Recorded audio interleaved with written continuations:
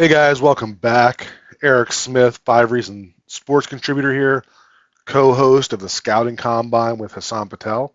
And on this video, we're going to be sharing our Week 16 offensive line grades for the Dolphins versus the 49ers. And if you're watching this video or listening to a podcast on the Dolphins offensive line this week, chances are that you don't care about anything other than what happened at the right guard position. So we're going to cover that, and of course we're going to look at the rest of the line like we always do in these videos.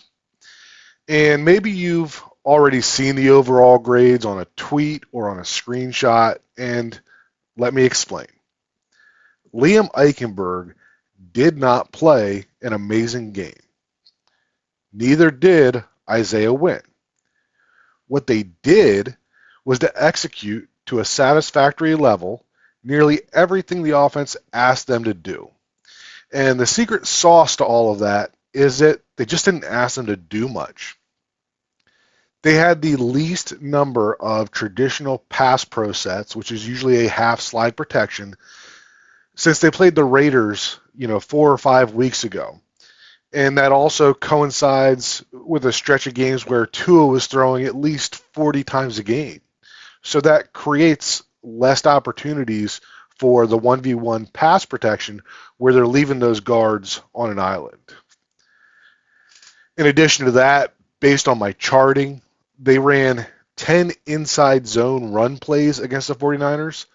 Only 3 of those were to the right side, and only 1 of those was when Isaiah Wynn was in the game.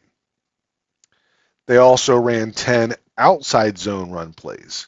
Again, only 3 to the right, only 1 when Isaiah Wynn was in the game, which was the long Achane touchdown run. But that's hardly enough to form a conclusion on its own. So when you get down into the details, they were protected. This was a game where Mike McDaniel, the genius play caller we all thought we were getting, finally showed up. There was balance in the run versus the pass game. There was balance in the different blocking concepts. There was enough window dressing to keep San Francisco off balance, but not so much that it threw off our execution. So I'll give my opinion at the end of this video where I think Miami should go at right guard. But for now, we're going to get back to our regular scheduled format. All right, so you can see that 8.53 was the overall offensive line grade, and that's slightly above the season average. Nick Bosa wasn't very visible on the TV broadcast, but when you start to unwrap the All-22 film, you can see that nearly every pass protection concept that was called was in Nick Bosa's direction, and he was still close to affecting several plays. So, like I talked about with the guards, I felt like the way that this game was called overall did a good job of protecting this offensive line. Our lowest graded offensive lineman was Rob Jones. He comes in at a 7.55, and not a great game from him. It's a little bit below his season average. In my opinion, Rob Jones is still passable as a starter, but certainly not somebody that I'd be against upgrading as we move towards bringing this season to a close and looking forward to the offseason. All right, so just one play for Rob Jones here at left guard. And this is going to be a wham play, so, they are letting this defensive tackle go and having Ingold block him in, and that's what's going to create the crease for Mostert to run. And as you can see here, we got Rob Jones who gets to that block, right, leaves the tackle go as we'd like to go, does a nice job getting around, right, but at this point, he just needs to be able to get onto this block and be able to mirror Fred Warner, which is obviously a very tough ask, right? But if he gets onto that block there, look at the green grass that we're looking at here. And instead, right, and people talk about the hands outside, and I'm not as big on that. What I'm more big on, and you can't get a great view of it here, is the pad level, right? He is significantly higher than what Fred Warner is. You can see, Warner's hips are a little lower there as he's tossed him. You can see the pads are a little bit lower, right? And that's where Warner's able to shed that block and get the flag thrown from here. But these are the things that we can continue to clean up, right? And if you just get that one last block, then we're looking at another explosive run play in this game. Back to our grades here, and Aaron Brewer coming in at a 8.12, which is a little bit lower than his season average. That being the second lowest grade in this game is a testament to how well the offensive line executed the game plan that was called by Mike McDaniel. And there was good and bad to this performance by Brewer. But one thing's clear with Brewer, and that's that he always pops off the screen for me. When I do my initial grading, I'll pull some reps as I'm going through that I want to reference back when I record. And it always seems like Brewer has the most clips, and this week is no difference. So Brewer's he's a lot of fun to watch. On the first one here, we're going to have a middle screen that we've run a lot over this, middle to second half of the season here. And, not a, highlight type block here, but what I like from Brewer is the growth that we're seeing that, earlier in the season, right, this defensive tackle is playing this well. He's not getting upfield. He's kind of reading it. And when that ball's thrown, he's looking to get into that play. And we've seen Achane almost get decapitated on plays like this, right? But so there's growth from Brewer that he's not just, getting off this guy, because clearly Brewer with his athleticism could leave that tackle in the dust if that's really wanted to do, right? Good recognition here, realizing this defensive tackle is playing it well, and rather than trying to leak off of there and get up here to Fred Warner that would have been his assignment, he does a good job of staying on that defensive tackle, and, not a great gain overall, right? But we're going to get a better opportunity by getting a wide receiver into some open field versus a linebacker than we would if he is getting hit by a 300 plus pound defensive tackle as he's catching the ball. So just some nice growth from Brewer there to not have some of the same issues in the screen game that we did earlier in the season. Next play here, so this is going to be a crack toss to the left side, right? We're going to get Tyreek sealing this defensive end here. And what I want you to look at with Brewer here is that when we look at assignments here, right, Tyreek is sealing there. We're going to get Julian Hill coming around the edge and getting out to, where did Julian go? No, he goes to the backside. So we're going to get Alec Ingold getting out to the edge here, right? So when we're counting up these defenders, right, it should be Ingold getting out to number 2, Armstead is getting to number 6, Brewer to number 53, and would have ideally liked to see Lamb get to Fred Warner here, but clearly that's not going to happen. So he slows down early to pick up the next thing, right? Brewer, you'll hear a lot of times that if you are turned towards the play, right, so he can't make it to that linebacker. So if he is turning to make that block, right, good things don't happen with that. But this is a good understanding of the offense to know that this guy's the fixer.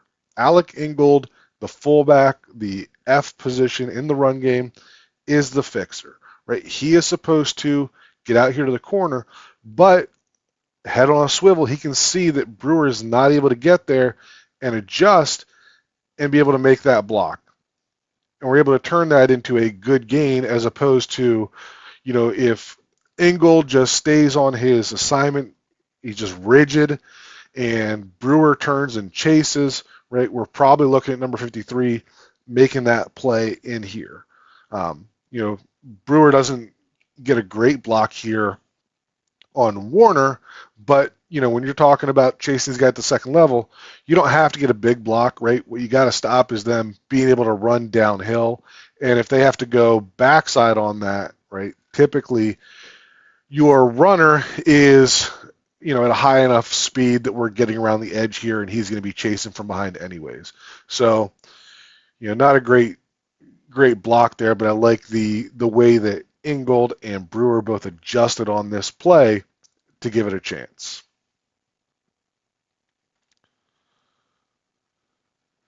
Let's see, next one here. So this is going to be a power with the center pulling and leading up through. And if you watched the video last week that I put out there, we talked about this. It was a pass play that's happening to the right side. And I told you this was something to keep an eye out in the run game for the future. And here we are next week, and we get Brewer pulling, right? You get your seal to the inside there, seal to the outside there, and your center is pulling up through to get the linebacker. And if we get, a little better block from Tehran there, right, here's another play that we're getting Achane up here, and he's just got to break that angle on the safety. But, this is just a concept that I kind of expected to happen. Last week when I talked about it, I mentioned that the Eagles used to do this with Jason Kelce, and not Hall of Fame level here, obviously with Brewer, but still a very similar type of athlete at the center position, and a concept I think that we can continue to see in Miami. And then last one for Brewer here, and like I said, not all good for Brewer. And on this is going to be essentially an inside zone. So we're getting a little window dressing here with the fake toss to Achane out here, reverse pivot inside to Mostert, right? But this is really, when we look at the blocking assignments here, right, everybody is stepping left. The aiming point is the guard. So this is inside zone to the left, right? And this should be able to hit right there, big crease, big run, but Brewer is not able to get around that nose tackle and seal him. He starts out in good position, right? We talk about hat position a lot, where your helmet is, and when he starts this play, starts out in good position right here. Right at this point, he should be able to fight upfield and seal that defender, but he's not able to get there. That defensive tackle creates that separation, and he's able to shed to make that block. So, like I said, not all sunshine and roses with Brewer, but still a very good performance and a lot of good stuff to watch, and just a guy that pops on the video every single week. All right, moving along. Next one's going to be Kendall Lamb, coming in at a 8.92, which is a really good grade. But again, he was protected. Right, he wasn't left on an island versus Bosa, and as evidenced by the zone block numbers that we talked about earlier, he wasn't asked to do too many complicated things in the run game either.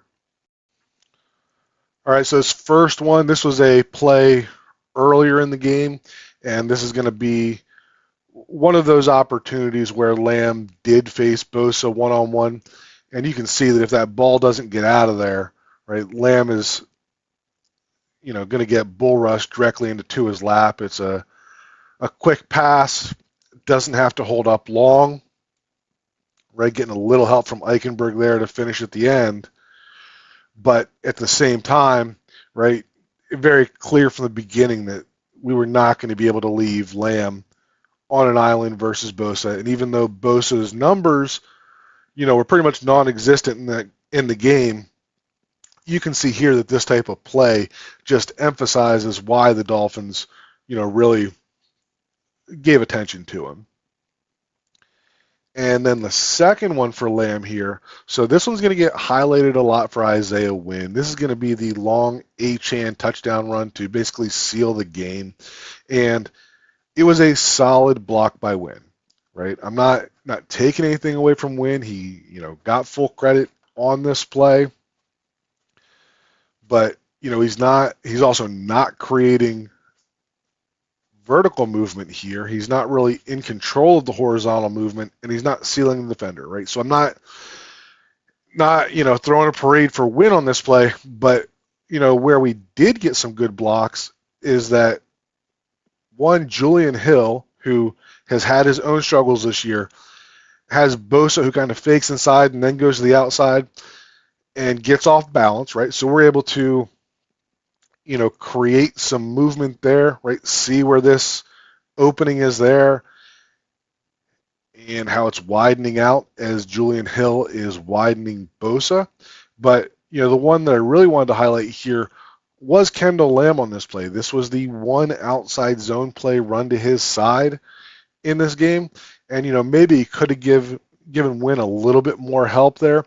But as he gets to this second level against Fred Warner here, right, his ability to mirror, get his hands on him, and get him off balance, that is the block there that we should be celebrating when we talk about Devon Achan's long touchdown run to seal this game. And maybe Achan should have gone down, right? Hindsight 2020, thankfully it didn't matter, right? And I don't blame him. But Kendall Lamb on this play was really what sprung Achan, and of course the block by Tyreek is what finished it, right? But when you're looking at this play and people are sharing it for Isaiah Wynn, make sure we're giving Kendall Lamb his flowers too on that play. All right, next up, let's talk Teron Armstead coming in at a really good grade, 8.96. And Teron looked healthy in this game. He moved really well. He created movement in the run game. He handled pass protection like he always does, often, not getting any kind of help. All right, just a couple of quick ones for Teron here. One bad, one good. So this is going to be a inside zone run play to the right. And as you can see here, right, aiming point is the guard. And, you can make an argument that he should stay downhill. If he was a bigger back, maybe we're staying downhill and just getting what we can here, right? But reading what he's seeing here, Armstead's defender beats him across the face there.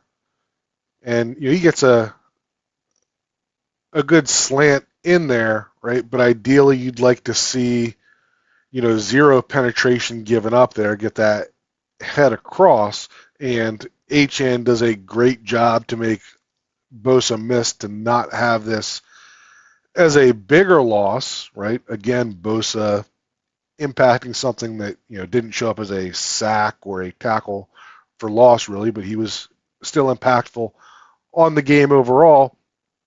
But, if we're able to stay downhill a little bit better there, maybe we get something out of that run, but Teron is not able to make that block, and is what it is. Good game overall, not perfect. Next one here for Teron. So this is going to be a outside zone play to the left, and what we're going to get here when we're looking at our blocking assignments, it's essentially going to be Julian Hill and Alec Ingold are responsible for the D end and the outside linebacker. Rob Jones, Teron Armstead, responsible for the defensive tackle and the linebacker here. And as you can see, the slants make it pretty clear who's going where, right? But great job by Teron Armstead here of getting Warner to the ground. And that's just that veteran savvy there that, we looked at Rob Jones earlier when he got called for the hold. And it's not always about just, getting your hands in the defender's chest and manhandling him, right? At the same time, Warner knows that Armstead has the size advantage on him. So he's got to be explosive in the way that he plays him, right? So you can see as those hands are coming out to pop him, to pop Armstead, that instead of Armstead just accepting that and trying to mirror it, right, he just swats those hands down and then basically at that point can just lay on him, right? And not a hold, right? Somebody's going to say it's a hold, not a hold, right? But, that sets stuff up later in the game too, right? Because if now, when Armstead's getting out there, if Warner is now worried about putting his hands out there to get swatted down, right, now you're going to be a little more tentative. Now it gives the offensive lineman the opportunity to really accelerate through, get the hands on the chest, and, run through the defender as opposed to, snapping him down the way that Armstead did here. So good veteran presence here to, use different ways to win against an all-pro linebacker. All right, so now we're getting to the right guards, and we didn't wait to the end because, we just want to talk about them at the end. They actually both graded really well, right? And we kind of covered the explanation of the grade on win earlier in the video, but when we're looking at guys that are grading it almost a 9 out of a 10, and they didn't do anything spectacular, then when we start to, try to find some video clips to share, then it can really, start to feel like nitpicking on the things they did wrong. All right, so let's start out with a good one here for Isaiah Wynn. And as you can see here, right, this is a slide rate protection because Nick Bosa is to the right side here. We're not going to leave Lamb on an island.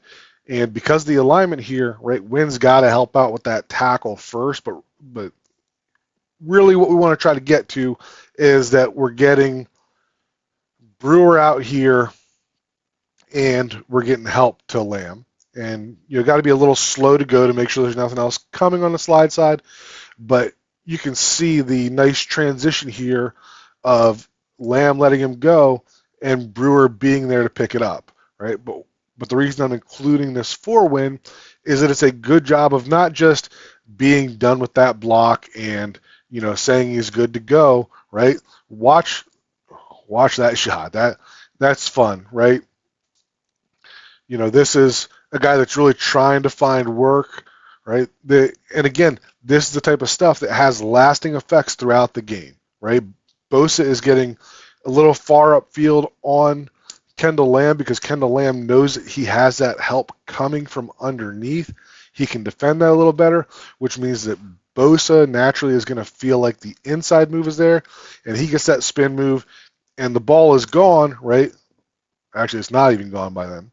But, you can see that as he turns around, right, Wynn is sitting there, helmet in his chest, knocks him on his ass, and that type of play. Now, for the rest of this game, any time that Bosa is getting upfield and he's thinking about throwing a spin move to get back inside, right, he's thinking about this right here, right? He's thinking about whether or not there's going to be a defender there. So that's the type of stuff that has lasting effects throughout the game. One more for Wynn here, right? And same idea. So this is one of the times they didn't slide to Bosa's side, but they also, sent 2 extra guys over here. You got Jonnu giving a little chip there before he leaves to go out. Achan's over there as well, right? And then we get the twist from them. And this is a play that Tua throws away essentially. But probably a big reason for that is that Bosa is able to affect this play. We have Wynn being, a little late in adjusting back inside into this stunt, right? He's there, gets his shoulders turned probably a little more than what they should have, having Lamb out there. And as he's coming back, right, good job of dropping the foot. We've seen Brewer do this in videos earlier where he's able to drop that inside foot, flip the hips, and drive through. But we're not looking at the same level of athlete from Brewer to Wynn, right? Wynn's not able to get the helmet in front. So Bosa's able to get in there for a pressure. I don't know if that gets recorded as a quarterback hit or not, right? But this is clearly a ball that Tua has to get out of there off platform, or he's going to end up with Bosa coming in with a big shot in his chest. All right, and then last player here, Liam Eichenberg, 9.25. You can basically go ditto on the comments from Wynn. Wasn't asked to do much, and what he was asked to do, he did well on this game. All right, for Liam, like I said, high grade. We'd be nitpicking to go through and try to find the little stuff they did wrong. This was one that I shared on X, and we've got the whole Liam on the ground thing, and I do think it's overblown. But there is something to it that he just has a strange way of finding a way to get into weird positions, and whether it's Eichenberg got a little too far back before he released, whether it's Lamb, getting hit with the bull rush there and giving up some ground, what you end up with, if you're watching closely here, is Liam's foot gets in between Lamb's legs, and he trips on Lamb's foot as he's trying to get out there. So in terms of grading, like, this is a play that I basically just remove for Liam because it's just weird, stupid luck in my opinion. I'm not going to say that he failed to execute because I can't say where those landmarks are and whether Lamb was expected to hold ground a little better there. I would tend to think he was, but had to put something in here for Liam because that's what I do on these videos, is to try to include something for each player. And this unlucky trip was just the one that I decided to pick this week. All right, so if you stuck around this long, then you might actually care about my opinion on how the right guard should be handled. And there's been a few people that have accused me of being a Liam apologist, riding his jock, and some much more colorful descriptions as well. And I'm sure those people skipped the video completely, or they tuned out a long time ago when they saw the grade for Liam. But the reality is that I've called every player on this offensive line out for good and bad. And I've probably shared way more bad stuff for Eichenberg than I have good. And he consistently grades near the bottom of the group for me.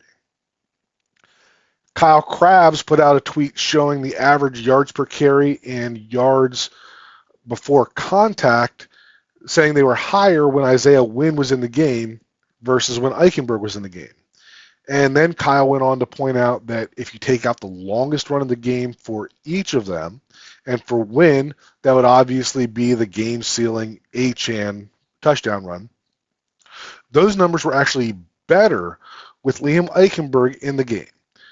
So I think there's a lot of living in the moment going on based on that run alone. Now, with that said, Eichenberg earned the top grade of the week from me, and I would still make the move to Isaiah Wynn. The season is what it is at this point. You're not going to be able to consistently run the ball on the right side of the offensive line, at least not to the degree that you were able to do when Austin Jackson was in the lineup.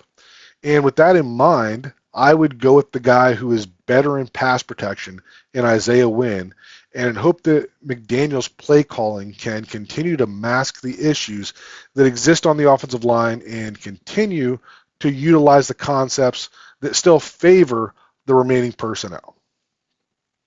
All right, as always, feel free to leave a comment below. Come find me on X. Let's keep the conversation going around the Dolphins offensive line and the big guys in general for Miami and across the league. Happy holidays to everyone, and we'll talk